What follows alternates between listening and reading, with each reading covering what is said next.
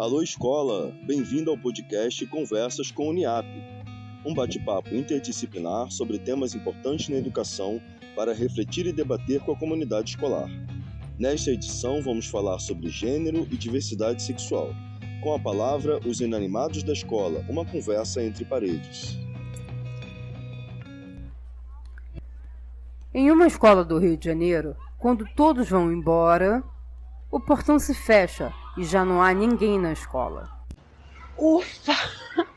Que dia agitado! Quase todos os estudantes vieram à unidade escolar hoje. Eu fico feliz quando isso acontece. Gosto de ver a pluralidade do mundo adentrar no espaço escolar. Não me incomoda em nada.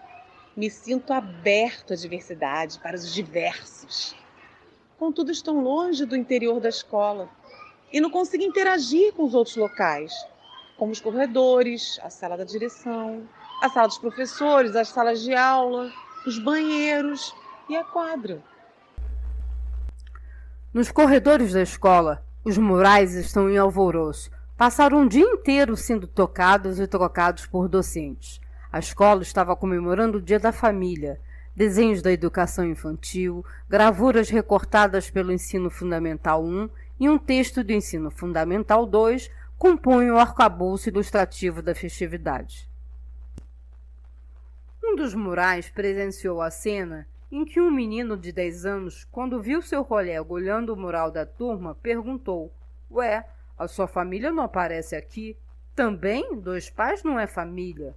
Revoltado, o pré-adolescente dá um tapa no colega de turma e chora. De onde vem esse choro? O que aconteceu com esse menino? Será que foi raiva, indignação, tristeza, de não reconhecimento? Fica uma pergunta na nossa cabeça. Como o episódio chegou na sala da direção, as paredes da sala debatiam freneticamente o caso e lembravam de tantas outras situações trazidas para aquele espaço.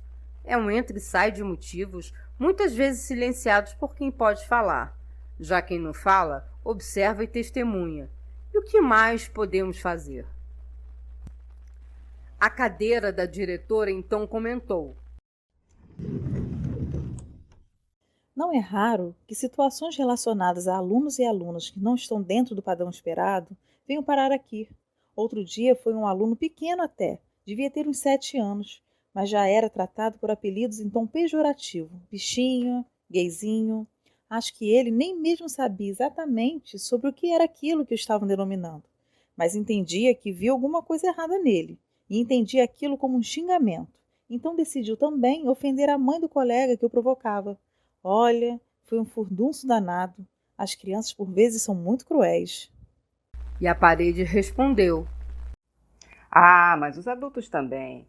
Eu não vou passar pano, não. Teve uma época aqui que um aluno era chamado por alguns funcionários de Creuzinha Babalu, tá? Tem muitos anos isso. Parece que as coisas estão mudando. Ainda bem, né? Essa pergunta do que se pode debater ou não é um assunto sempre presente na sala de professores. Quando abrem seus diários para registrar a aula, a lista dos nomes de meninos e meninas começam a balançar, pular, gritar, rir, espernear, chorar e um montão de dilemas, conflitos, desejos e tantas outras emoções que rondam na cabeça do professor e da professora. Havia sob a mesa a caneta de um dos professores que fora esquecida na sala. Ela começou a lembrar da hora da chamada em que um pontinho seu registra a presença em aula e rememorou. Um dos nomes da lista causava uma grande confusão na turma e na escola. Ele tinha nascido menino, mas cismava que se sentia menina. Se chamava João, na certidão de nascimento. Porém, era Maria o nome que gostaria que a chamassem. Outra história relacionada à chamada foi recordada pela mesa. Na época em que o aluno Tarcísio M. estudava, na TV apresentavam uma novela onde existia um personagem chamado Buba. Com o desenrolar da história, mais tarde, descobre que Buba chamava-se Alcibíades e era o que se denominava na época de hermafrodita e hoje intersexual. Na hora da chamada, sempre se ouvia Tarcísio Buba e caíam na gargalhada, para o desespero do aluno. Se a crueldade dos colegas atormentava Tarcísio, o que dizer da não reação de alguns professores, que acabavam, talvez sem perceber, alimentando a transfobia, promovendo a exclusão e o silenciamento. Era outra época, comentou o piso desgastado, mas parece que até hoje isso existe. Os banheiros também se encontravam nessa discussão do João que se sente Maria. Qual banheiro o estudante deve usar? Um bafafá e tanto que os banheiros acompanham há muito tempo, e não só esses. A porta do banheiro comentou sobre um fato. Muitos anos atrás, teve um aluno que também se identificava como menina. Quando ela vinha aqui para usar o banheiro feminino, era impossibilitada.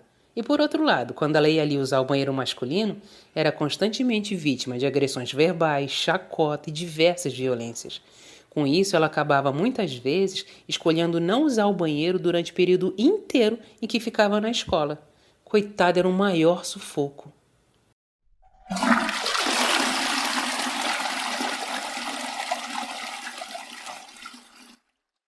Vocês imaginam o mal-estar físico e emocional? Perguntou o vaso sanitário. Um dos degraus da escada então comentou sobre o fato da escola muitas vezes praticar negações a determinados alunos, desde o acesso às dependências, como no caso dos banheiros, até a aceitação dos nomes sociais, o que para ele é fundamental. Lembrou-se com orgulho da Luma, ex-aluna que hoje é travesti, doutora e professora universitária, e repetiu uma frase que ela disse. O nome social é algo que representa na chamada, em um evento, na hora de assinar um documento. Você se apresenta dentro de um gênero convencionalmente chamado feminino e é tratado por um nome que não corresponde àquilo que você representa com seu corpo, com sua performatividade. Isso é uma violência moral, psicológica e até mesmo física, pelas marcas que pode deixar.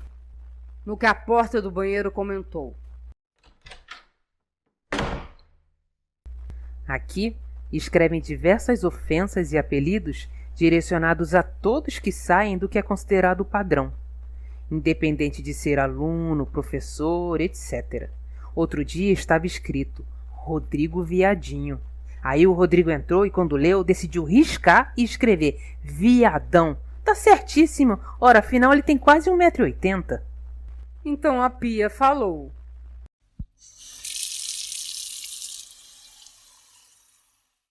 Sim, falando dessa forma, ele está dizendo que existe, resiste e insiste. Não vai se deixar silenciar. Muito bom. Lembro que tínhamos aqui um professor que se dizia bicha, preta e professor.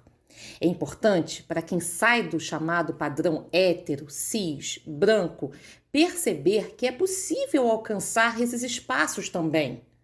Usando esses termos de forma positiva, esse professor fazia com que percebessem que também podem chegar lá. Nas salas de aula, um silêncio danado. Esquisito até.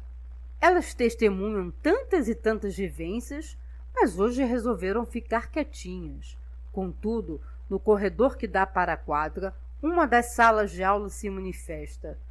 O giz conversa com o quadro, a cadeira do aluno com a mesa do professor, a mesa do aluno com a lata de lixo. E o giz fala.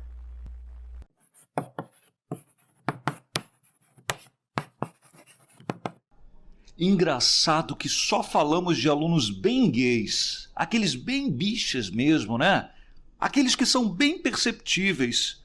Parece que a saída é ser aquele homossexual sem tantos trejeitos ou vestuário que se pareça com o sexo oposto.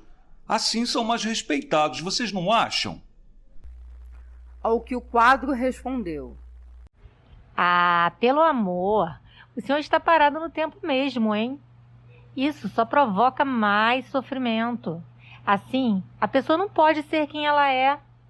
Assim, a gente insiste na invisibilização da diversidade sexual. A cadeira do aluno então completou. Concordo com o quadro. Já percebi que muitas vezes a homofobia é menos intensa com lésbicas, porque as mulheres já passam por um processo de invisibilidade histórico nos espaços públicos, além de aceitarem melhor o afeto entre duas meninas, né? Muitas vezes até existe um fetiche em torno dessas relações. O Giz, antiquado como ele é, falou: Eu ouvi dizer que tem uma menina aqui que virou lésbica, porque parece que a mãe apanhava do pai. Eu acho que ela nunca encontrou um homem que prestasse, né? Tadinha. E o quadro, indignado: Poxa, isso aí é machismo, hein, seu Giz? Só bola fora, hein? E a lata do lixo reforçou: E joga esse machismo aqui, meu amigo, no lixo. Então você acha que duas mulheres só se relacionam na impossibilidade de encontrar algum homem? E o Giz se afetou. Nunca parei para pensar. Na quadra tá ecoando tudo que vem dessa sala de aula. A bola quica.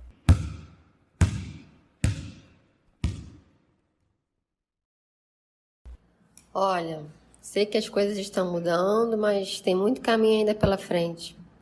O André, aquele aluno da manhã, que de vez em quando vinha com umas roupas mais femininas, parece que foi pra noite e anda faltando mais do que vindo.